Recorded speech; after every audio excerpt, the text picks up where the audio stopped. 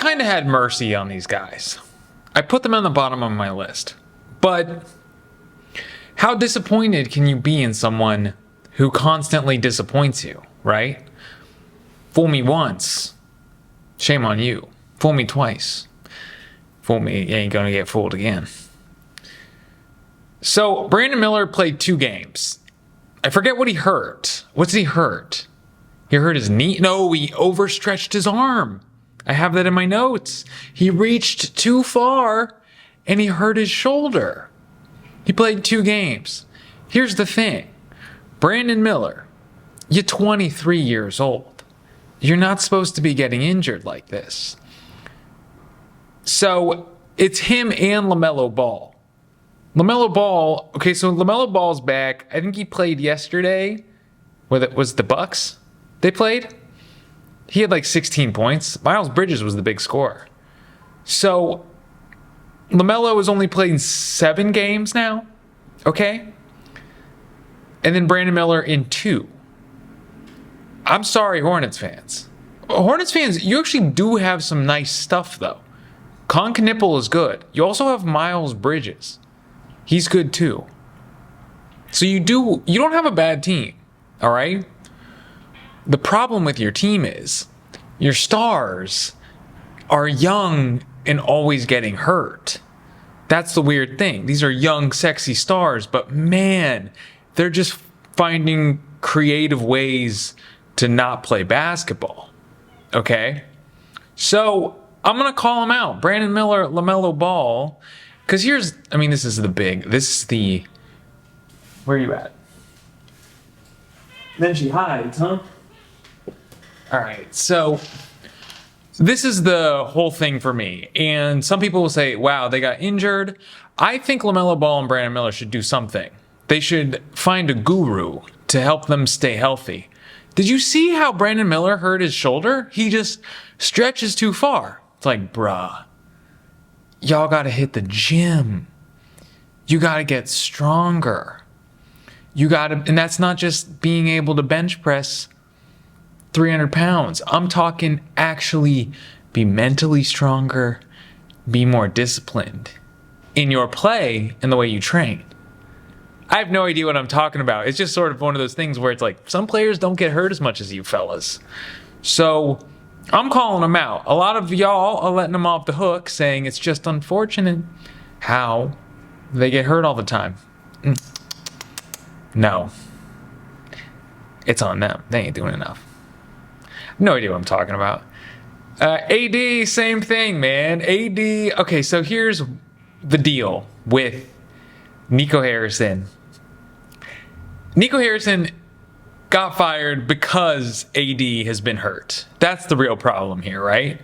Because he got let off the hook. Had AD not been hurt, everything would have been fine. Had he not gotten hurt last season and been out until whatever they got in the playing game, Nico Harrison would have been fine. Same thing with Kyrie, but that was outside of his control. But it's the fact that you traded away Luka for this guy, and this guy got hurt. In Nico's head, he was saying, hey, AD's had pretty good luck for a while now, hasn't gotten hurt, and then as soon as he got to Dallas, literally that first game, he gets hurt. And now he's hurt again. He's only played in 5 games. So even thinking about it, Patrick Dumont fires him. Let's say Patrick Dumont was like, this is how Nico Harrison pitched it to Patrick Dumont. He says, hey, I can save you money. I can get a cheaper option. Oklahoma City, they're over there winning championships and not paying any luxury tax. We can do it too. Patrick Dumont's like, I don't fucking watch. I can't. I don't watch basketball. I don't know. Saving money? That's what I like to hear. So trades away AD. So in his head, he's like, this is going to work. And had AD, let's say AD stayed healthy, it might have worked. I believe this. I think if AD had stayed healthy, Kyrie had stayed healthy, and the team would have been decent, done better than the Lakers. I think I said this last week. Nico would still have a job. But the thing is, he traded for AD, and then AD did what he do. Hurt himself. I don't even know. I don't even know how he hurt himself. I don't know what's sore on him, but this guy is a sufferer. He enjoys pain. He's only playing 5 games. So the reason Nico got fired is because AD got hurt again. It's like you traded for a guy that's busted and is always hurt. Gets sense. So he's only scored lower scoring year, still rebounding really well, still a good defender and still good offensive rating. Like Anthony Davis is still a good player, not as good as he used to be, not scoring as many points. The problem is, and when he does play, the Mavs are kind of good. The real reason I'm disappointed with Anthony Davis is he's not doing yoga. These LaMelo Ball, Brandon Miller, Anthony Davis, have you seen any videos of these guys doing yoga? Doing any stretching? Doing any sort of calisthenics? No. I don't think they do. I think they just sort of, it's a whole, I feel like you could start a business on, there's athletic training obviously, but you could start a business on training players how to not get injured. Doesn't exist, right? Anyway, I'm pissed. I don't even know why. Jaylen Green tore his hamstring. He played in 2 games. He's coming off a hamstring injury. They got him in there. Oh, my bad. You can't see his stats. Let me bump it up here for y'all real quick. Let me know how this goes. So, good player. I think he had a 29-point game. He had he scored 29 points in his first game, and then the second game, he only played a couple of minutes, and he tore his hamstring again. Maybe came back too soon. So Jaylen Green, I like him on the Suns. It's funny, I make fun of the Suns a lot on this week's Little Wet Slaps video, and now they're getting good.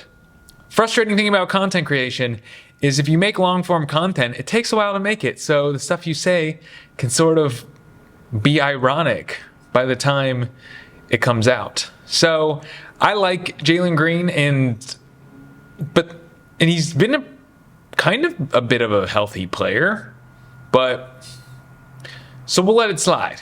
And he might be back soon, but he tore his hamstring. I'm disappointed. I'm disappointed in him. Don't think he did enough stretching. But I'm not that disappointed because Jaylen Green has stayed relatively healthy. It's not on the same level of disappointment I have of LaMelo Ball and Brandon Miller. Okay. So, and what's he shooting? 42% from 3? He's got good shooting stats. He ain't turning the ball over that much. Not too shabby. And his counting stats are pretty low because he only, he's played in 2 games. In 1 game he only played like 6 minutes or something. But I'm still disappointed, man. I kept these guys that are injury guys, I kept them lower on the list of the rankings. Just because, have a little mercy. A little less insult to the injury. But I'm telling you right now, mentally in my head, I'm ashamed of these players. That was a thing people used to do. I don't know. I don't know why people did it. Derrick White, we all love him. He's America's sweetie, America's favorite player. But this year was supposed to be his year where he's like, I'm coming out. I'm going to be an all-star. I'm not going to be Mr. Underrated anymore. I'm going to be so good. People are going to call me overrated. So he's chucking. 8.7 threes a game. He's throwing them up there. He's like, let's do it. I'm an all-star this year. Give me that ball.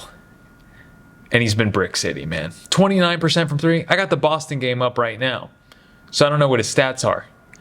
By the way, I have League Pass, and I decided to get League Pass on Amazon Prime this year because I hate NBA's app. NBA's app, they're very lazy. They never fixed it. I've been so wildly disappointed with NBA's app. So I got it on Amazon Prime. Little perk about Amazon Prime. I'm watching a Clippers game right now. I live in Los Angeles, California. I'm not supposed to be watching a Clippers game. I'm supposed to be blacked out. I'm watching it right now. Isn't that crazy? So, if you got League Pass or you're going to get League Pass, take a look at your local games. See if you get them. Just throwing it out there. So I got the Celtics game on right now, and I'm sure Derrick White is hooking up. loads of threes, and he's not making very many of them. All right. So not having a particularly great season, and the Celtics just aren't that great. This was it, and it sucks because we all want to believe in him. We all want him to be an all-star. We all say he's underrated. And this was the year you can come out and say, I'm going to show everyone who's been glazing me that they were right to glaze me, that I deserve all the glaze. This was his opportunity. I'm not saying he hasn't made the most of it or can't make the most of it. I'm just saying at this point in time, he hadn't made the most of it. So, steals have doubled. Free throw percentage is down, 80%. I can't fault a guy for 80% free throw percentage. It's just not that bad. But his steals have doubled. So, Derrick White, a little disappointed. Now, Lou, here's the problem. Lou is in a situation. So, Lou is back. He played yesterday.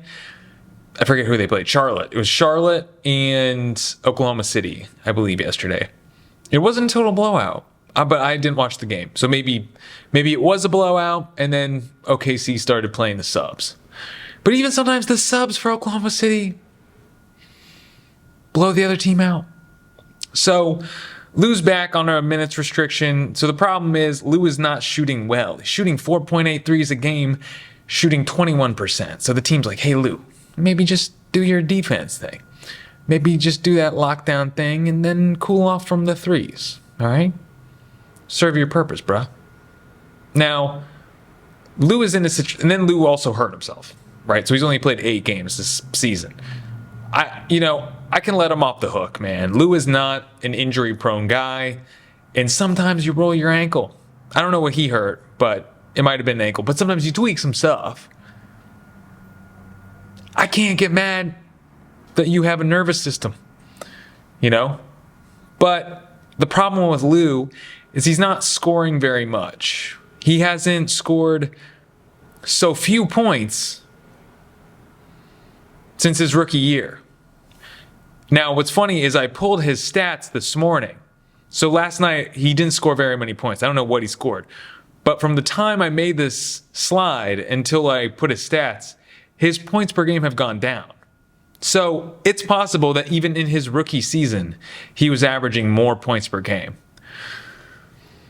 Because last year he was scoring 10 points per game. And again, this is still low. Because here's the problem that Lou has now. It was a trap strain. Trap strain. I have it on my notes. But he was shooting 19% from 3. And his shooting percentage has gone up to 21% from last night. I think he shot 1 3. That was it. Last night, he played in the game. He shot 1 3. He had 3 points last night. And he made it. So he was 100% from the 3-point line, but he only shot 1, and that was the only points he scored. Lou is coming up. He's not getting his contract extension. It's not happening. Too many players on that team, too many max contracts. It's not happening. Writing's on the wall for Lou.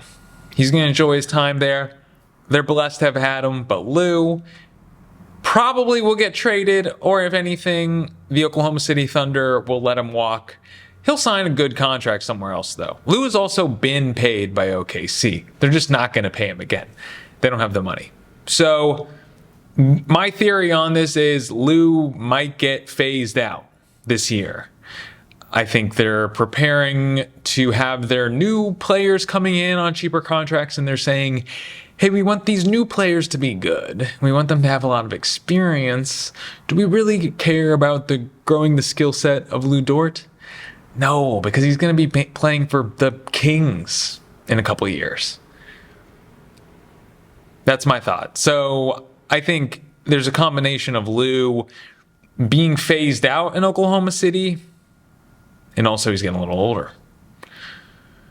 Bub Carrington, what I'm doing, when you're doing these slideshows and you're looking at advanced numbers, if you're looking for guys with really bad plus minuses and really bad net ratings and very low PER and all these advanced stats, you're going to see Bub's name all the time. And I try to be cool.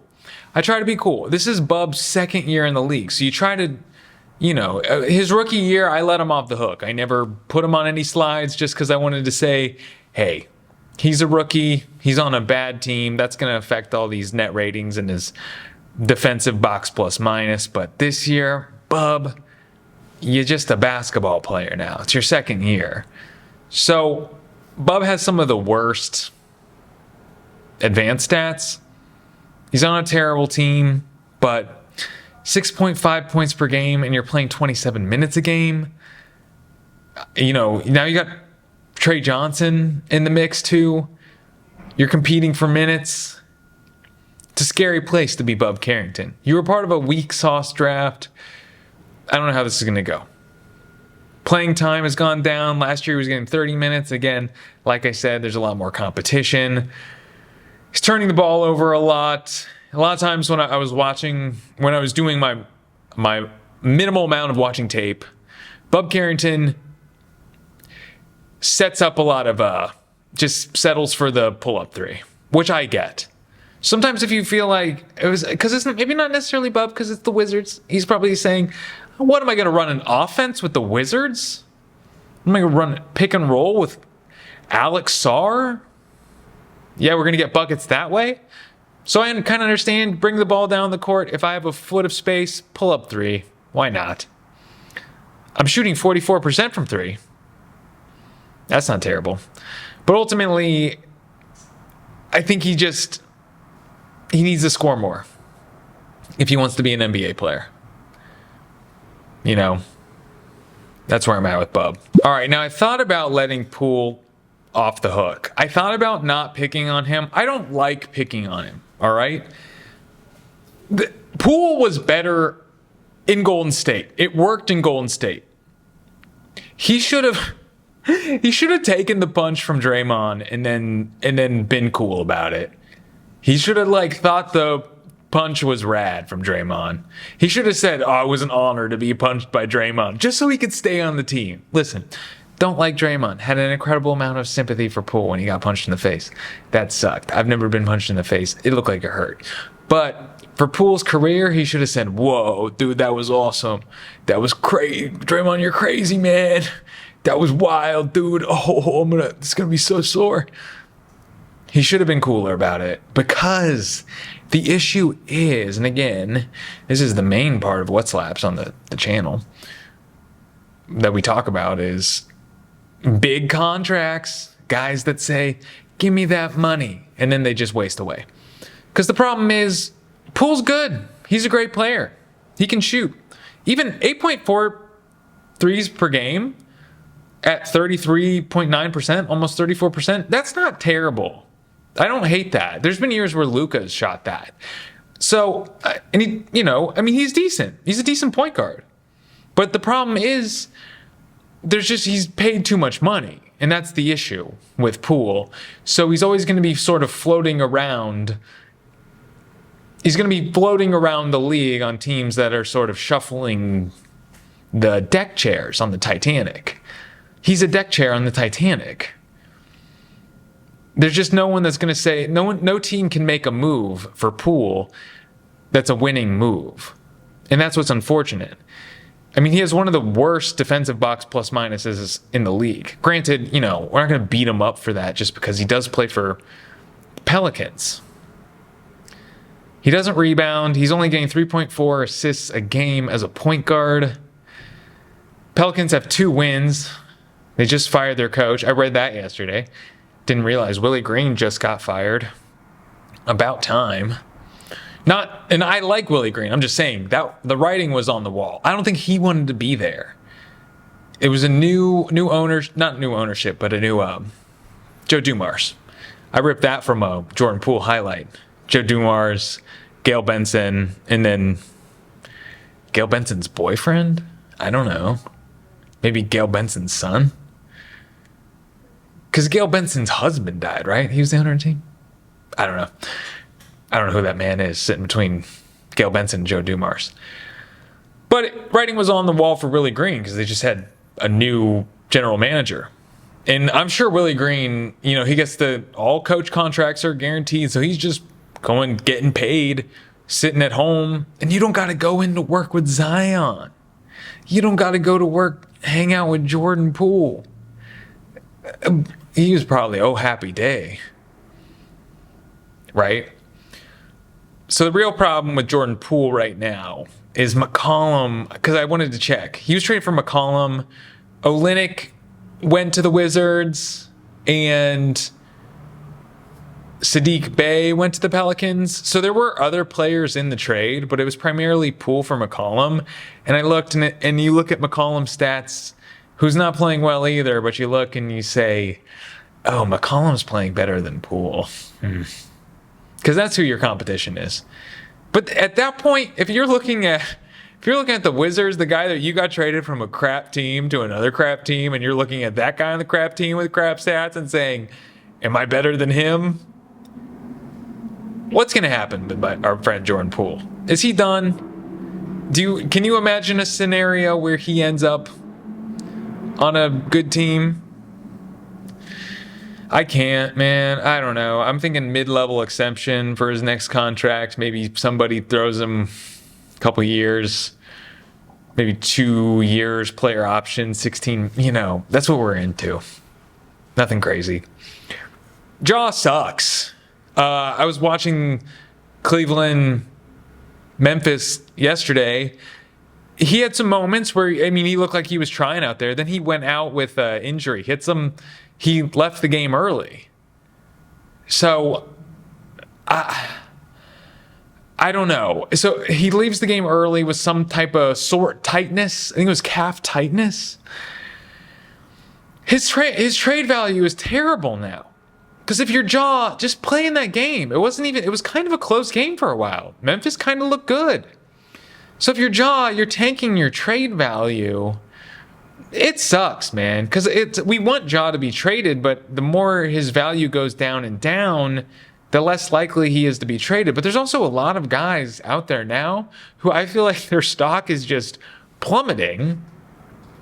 So maybe you could trade him for one of those guys? Maybe someone on the Clippers? I don't know. Because there's a lot of guys we're talking about and we're saying, what's their stock? You know what I mean? Who's going to trade for them? But I think Ja is one of the guys where most teams say, not into that business. That guy. A lot of times, if you had the opportunity to hang out with Ja Morant right now, just to spend time with him, you'd probably say, no thanks. I'm having a good day.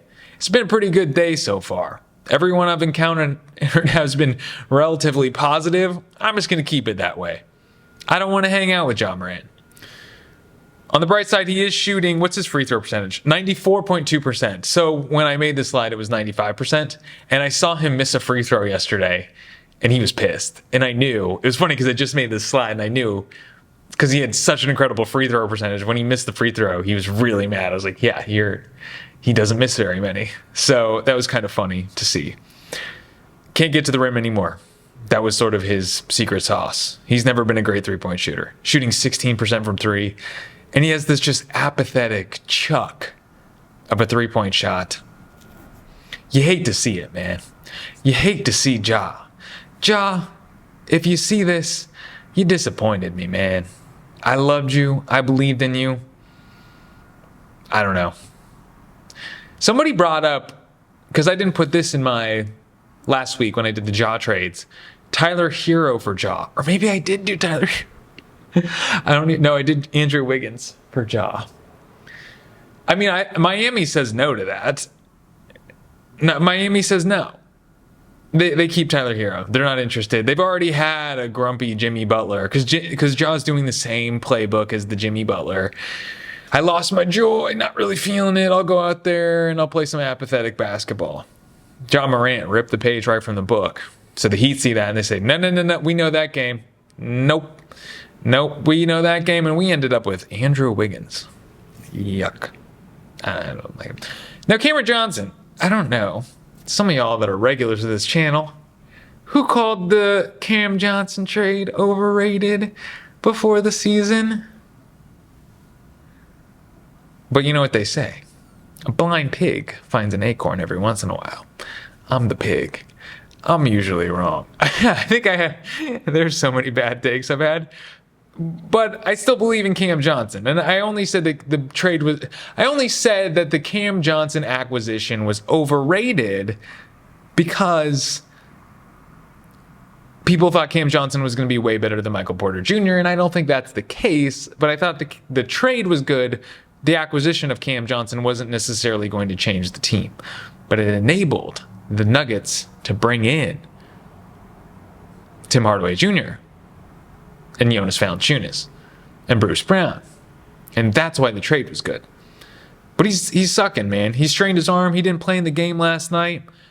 Didn't really matter. Aaron Gordon's a beast. Jamal Murray's a beast, so it didn't even matter. I still like him on the team, though. He's one of those guys, and there's a lot of guys coming up that I think are going to figure it out. I think you can have a bad start to the season. I think you're better off having a slump in the middle of the season than having a bad start of the season. These things happen. He's going to score more than 72 points per game. But he is sort of losing some minutes, so I'm a little bit concerned about that. He has the lowest net rating on Denver. So, but again, Denver's good. So, what are we trying to say here? He might be losing minutes to Tim Hardaway Jr. and Peyton Watson, though. Two guys. I like Tim Hardaway Jr. I've never been a big P-Watt guy. I love him because he's a Nugget, but I don't. When I see him come in, I'm like, oh, not P-Watt. Beal broke his ass bone. Need I say more? Bradley Beal, he signs a 2-year deal, $5.6 million a year. Last year, player option, because the idea was he was going to come in. He was going to ball out for the Clippers, turn down that player option, and sign a giant contract as a free agent. Didn't work. Broke his ass, bro. It's possible that he might just get waived from the Clippers. You know, I think that's possible. He's scoring 8.2 points per game. Less than Klay Thompson, who might be on this list. So, I don't know, man. Guy can't get a rebound. He's not tall. He's short. Not even averaging a rebound. 1.7 assists as a shooting guard. You hate to see it. 20 minutes a game. I mean, that might be reflected because he broke his ass. But, man, tragic. Tragic year for Bradley Beal. Terrible field goal percentage, 37%. I mean, the three-point percentage is pretty good, but again, this guy's just not even playing enough minutes to talk about. But he's probably depressed. You know, we have fun making fun of NBA players. It's my favorite thing to do. But there are brothers in Christ, so say a prayer for Bradley Beal's ass and his mental health, because he's probably going through it, man. Now, Klay, I talk about this on the Patreon. I'm plugging the Patreon late, but I talk about Klay clapping back at Jason Williams and Pat Bev talking about his girlfriend's vagina. Now, I don't think the play has anything to do with Meg Thee Stallion. I think Klay's just old. He's 35. Had a lot of injuries. Shooting 30% from the three-point line. 8 points a game. Relegated to the bench. Hey, man, you had a great career. You played great. But the problem is, he hasn't had a good box plus minus, a positive box plus minus, since the championship season. And I think this was the secret that the Golden State Warriors were looking at when they didn't want to offer him the extension. They're looking at his box plus minus, and they're saying, he's not helping, you know? We love him. We're going to make a statue for him. He's great. 4 rings. But at this point in time, he's weighing us down. So, you hate to see it, man. But, I don't know. Even if he does start shooting 40% from 3, the defense, man. R.I.P. Klay's career. Schroder. Now, Schroeder's the one that's disappointed me the most, because I'm a Schroder glazer. I like the work ethic. You know? I think he's a great point guard. I love watching him dribble. I love watching him get to the hoop. I love the attitude. I love this man. I thought this was a great deal. So he's locked in until 2028, 3-year contract, $15 million a year. He got a little bit of a raise.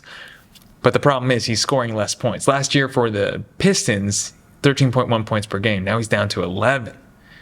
And I think he lost his starting job. I'm about to throw on Kings Spurs after I'm done recording. I want to watch him play. But I think he lost his starting job, which is unfortunate. Is it the fact that he's a king now? Is it just a toxic organization? Do you just go in there and it's like the Monstars sucked your superpower away?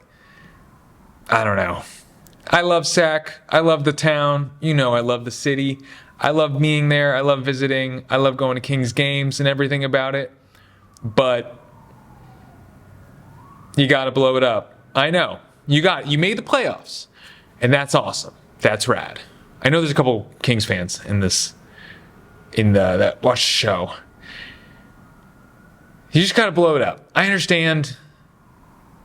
You hadn't made the playoffs in so long and you feel like you had something there, but I'm repeating myself. You got to blow it up. Maybe keep Schroder. But can you get something for DeRozan? That's the question.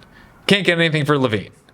You took LaVine's contract on as a kindness for a pick. So Sabonis, I think you could get a haul for Sabonis if you're a Kings fan, right? I think there are teams that want that rebounding and they want that scoring and they want those assists. Guy's got game. You could sell high on him and he stays healthy. All right, I think it's no shock. Desmond Bane. He was supposed to be your sniper, man. But he's only shooting 4.6 threes. All right? He's averaging less points. The funny thing is, to me, I looked at the usage rating because, remember Onyeka Okongwu? That's Okongwu, right? I'm saying that. I get Josh Okogie and Onyeka Okongwu mixed up sometimes. But I talked about 2 weeks ago on the Patreon, I talked about how he was sort of in an interview saying, Paolo and Franz are getting all the shots. Desmond Bane, I understand. He got mad. He threw me down. He spiked the ball in my face because he's mad. He's not getting the shots. Okongwu got in his head, dude. Did a little bit of sowed discord amongst the org. So Desmond Bane is a guy that I think is going to turn it on, and that 3-point percentage is going to go way up in the future. And I think the Magic are going to be good. I think people are too high on the Bulls and the Sixers right now. I think people have too much hope on those teams, and I think it won't be long and Orlando Magic will be back up in the top of the East. Again, I'm not a basketball person. I'm not a coach or anything. I'm just telling you how I feel. I'm in the world. I'm observing. I'm watching games, but that's how I feel emotionally. I think Desmond Bane is going to come back. I don't think he's going to have an all-star season. But the irony of that was Bane basically gets as much usage as he did in Memphis. Because think about it. He was the third fiddle in Memphis as well. Ja, Jaren, Desmond. So now he's the third fiddle again. And he's going to figure it out. I think he's going to get up to 20 points a game. Not be an all-star, but he's going to get up to 20 points a game. This is my thought on him. Just not playing as well. Him and Cam Johnson, they're going to pick it up, I think. Derrick White, on the other hand, I think it's going to be about the same. That's what I'm saying. There's a Patreon. Thank you for being here. I don't have another slide, do I? No. Check it out. I got into Luka stuff. I posted a clip. I'm going to start doing that. Posting like a clip or two, maybe just one clip a week to try to drive people to the Patreon. But talked about a lot of stuff. Be good to your mom. Corn dog.